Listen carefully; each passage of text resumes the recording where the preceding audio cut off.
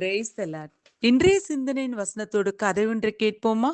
Mummy, daddy கிட்ட எவ்வளவோ எடுத்து சொல்லியும் நான் சொல்றத காது கொடுத்தே கேட்க மாட்டார் மம்மி. நான் தான் உனக்கு பணம் கட்டி படிக்க வைக்கிறேன். எனக்கு தெரியாததா உனக்கு தெரிய போகுது?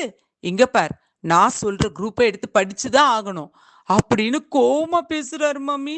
ப்ளீஸ் மம்மி, டாடி கிட்ட எனக்காக கொஞ்சம் பேசுங்க மம்மி அப்படின்னு பிரியா அம்மா கிட்ட கெஞ்சினா.